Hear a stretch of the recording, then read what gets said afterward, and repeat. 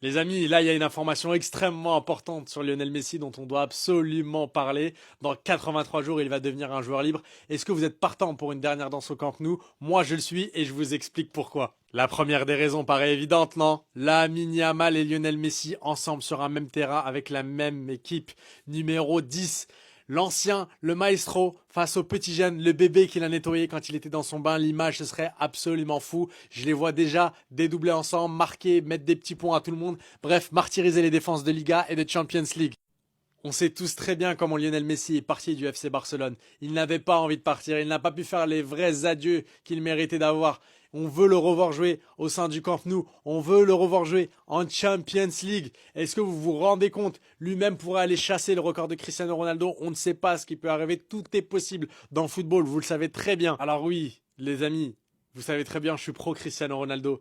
Mais si c'est pour revoir Lionel Messi au sein du FC Barcelone, avec le numéro 10 floqué derrière le dos, et le revoir jouer en Champions League, en Liga, faire du sale dans les défenses, le voir jouer face à des équipes allemandes, anglaises, en Champions League, dites-moi ce que vous en pensez en commentaire. Vous êtes pour ou contre le retour de Lionel Messi et un peu un retour comme Michael Jordan avec les Chicago Bulls pour ceux qui ont la ref. En tout cas, j'ai hâte de vous lire en commentaire et n'hésitez pas à vous abonner l'équipe.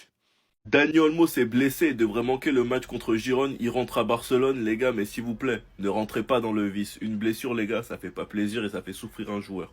Attendez, bougez pas, je vous explique. Dani Olmo quitte la sélection et rentre à Barcelone. Gêné physiquement, le joueur n'est pas apte à jouer durant cette trêve internationale. Ce qu'il faut savoir, c'est qu'il souffrait déjà de fatigue musculaire avant de venir et le Barça avait informé la sélection espagnole. Les tests seront effectués lundi, donc lundi nous saurons ce que Dani Olmo a, mais franchement, les gars, ça pue, ça sent pas bon dans le sens où on connaît Dani Olmo. On sait que c'est un joueur très fragile et quand il est pas là longtemps. Là où je trouve que le timing n'est pas forcément bon, c'est qu'il se blesse juste avant le retour de Fermin et Fermin le jetait brusquement dans le grand bain.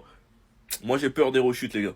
Enfin bref, cette blessure de Dani Olmo poussera Flick à donner beaucoup plus de responsabilités à Fermin Lopez. Mais déjà, faut qu'il obtienne le feu vert et qu'il soit apte à 100%. Mais surtout, ça donnera aussi sûrement du temps de jeu à Tony Fernandez et aussi à Adro. Mais bref, en tout cas, on souhaite un très bon rétablissement à Dani Olmo. J'espère qu'il reviendra le plus vite possible. Franchement, c'est le pire début de saison possible quand tu es pas au niveau et en plus de ça, tu te blesses. Psychologiquement, mentalement, les gars, ça doit être dur. Personnellement, moi, je lui accorde du soutien, les gars, et faites de même. Ne cherchez pas à être dans la aide gratuite, les gars, c'est inutile. Les joueurs souffrent, c'est des humains. Enfin bref, sinon vous, les gars, vous en pensez quoi? Ramenez-vous sur Snap Instant, on s'ennuie.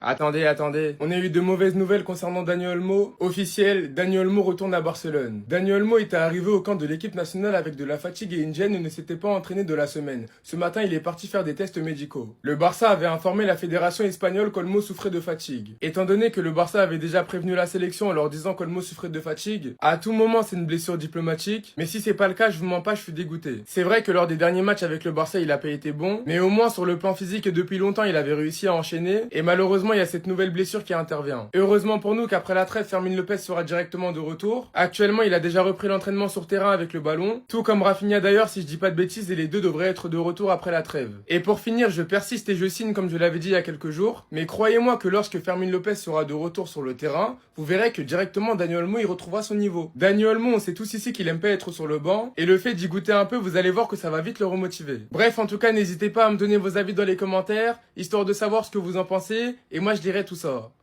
Tiens, j'ai pas vu cette info tourner. Vous trouvez pas que c'est bizarre?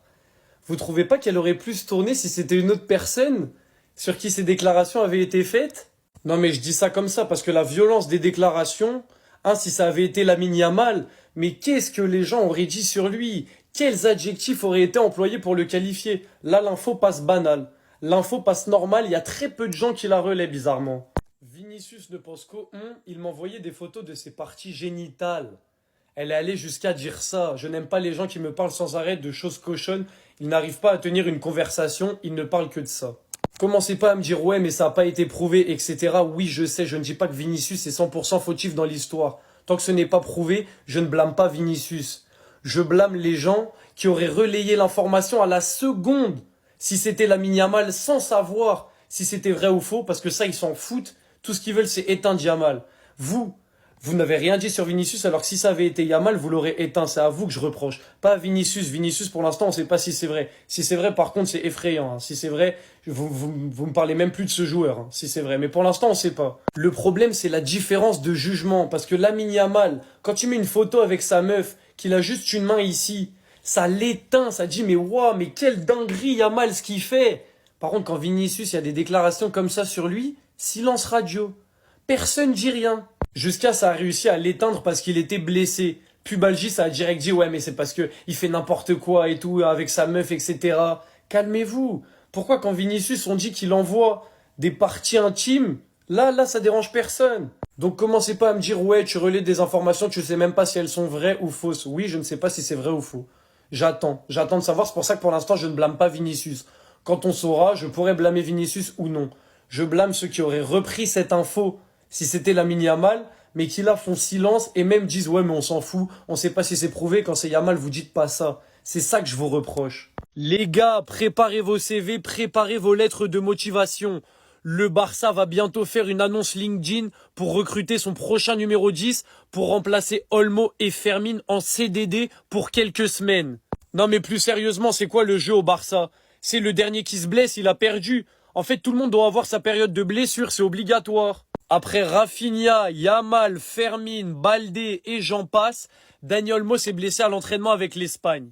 Petit aparté, tous ceux qui se réjouissent de la blessure d'Olmo parce qu'en ce moment il puait sa mère, vous êtes des très mauvaises personnes. Alors normalement ça devrait pas être trop problématique parce que Fermin est censé être de retour juste après la trêve. Mais imaginons Fermin ne s'est pas totalement remis. Imaginons il doit avoir 1 ou 2 matchs de plus de récup. Oui on a Dro, mais après Dro les gars ça va être des annonces LinkedIn. Après Dro ça va faire des appels à candidature, venez être notre prochain numéro 10. Si ça continue comme ça c'est terrifiant. Voilà, en tout cas, j'espère que la blessure de Dani Olmo n'est pas trop grave. Voilà, même s'il était gaze en ce moment, on a besoin de tous nos joueurs à 100% parce que sur 1 ou 2 matchs, Olmo, on sait, il nous l'a prouvé l'année dernière, qu'il peut faire des différences. Donc moi, je crois en son retour et j'espère que cette blessure ne va pas le flinguer encore plus. Mais en tout cas, comme d'habitude, cette trêve internationale me fait très très peur au niveau des blessures. On espère que ce sera la seule blessure qu'on a côté Barça parce que là, on n'en peut plus sérieux. Eh bah putain, quel match de merde. Vraiment faire un match comme ça, amical, pendant la trêve, au fin fond de la Libye. Et les gars, j'aimerais que ça soit une blague, hein, vraiment. Mais le match, il puait sa mère. Vraiment, vous avez rien loupé. C'est trop grave. Bon, du coup, la Coupe de l'Inter, même en match amical, Christian Kivu nous pisse dessus. Il veut pas sortir un 4-2-3-1 ou un 4-3-2-1. On est en 3-5-2 avec, bon, Palacios, Acerbi, Bissek. Bon, Bissek, il a marqué, mais voilà, sans plus, les gars. Bovo, j'ai bien aimé. Diouf, pareil, j'ai bien aimé. Un peu trop timide, mais j'ai bien aimé. Darmian, Miki, on souffle. Spinacci, transparent. Boni, à l'envers. Luis Enrique, fils de pute. Vraiment, il n'y a pas d'autres termes. Il n'y a pas d'autres termes, les gars. Il n'y a que Martinez. Bon, même s'il se prend un but, franchement, il a fait quelques parades et tout à bout portant. Mais les gars, il n'y a rien à dire sur ce match. Hein. Vraiment, ça pue sa mère. Et d'ailleurs, le Harambol, Diego Simeone, il faudrait lui dire peut-être que c'est pas maintenant qu'on joue en Ligue des Champions. Non, le poteau, il a aligné son 11. Je sais pas pourquoi il y a autant de joueurs non sélectionnés à l'Atlético de Madrid. C'est grave. Griezmann, Coquet, Ruggieri, Galan, Langlais, Jiménez, Musso, Gallagher. Et sur le banc, il y avait Raspadori, il y avait du bon monde sur le banc. La vérité, je comprends pas. Aussi, pareil, pourquoi Diego Simeone est un raciste comme ça, est un terroriste comme ça. Vraiment, faudra m'expliquer un jour. En parlant de terrorisme, il y a un gars derrière moi, je crois, il serait bien intéressé. Luis Enrique, 25 millions, 4 ballons touchés, 5 perdus. C'est la première fois que je vois ça dans le foot. 25 millions. 25 millions, ce mec qui coûte. C'est interdit de repayer un mec comme ça. Oui, mais c'était pour pallier peut-être au futur départ de Dumfries. Maintenant, on fait quoi avec un boulet comme ça? C'est un boulet. À droite, je disais, bon, je vais attendre à gauche, peut-être que ça va le faire. La vérité, il pue sa mère. Il pue sa mère. J'ai jamais vu ça. Et toi aussi. Il a été dégueulasse aussi. On attend du temps de jeu des jeunes et tout pour que ça soit des jeunes, des U23 qui montent plus que des Palacios, que ça fait 4 ans ils sont dans le groupe presque. Bon, j'abuse, vous avez capté. Mais en mode, c'était maigre ce soir. Franchement, la vérité, je comprends pas le match, je comprends pas la compo, je comprends pas les joueurs, je comprends pas la vision de jeu des joueurs. Peut-être c'est moi, je comprends plus rien au foot, mais en tout cas, faut bien aller se faire enculer, faire des matchs à 18h en Libye. Voilà les gars, on s'attrape demain pour le live.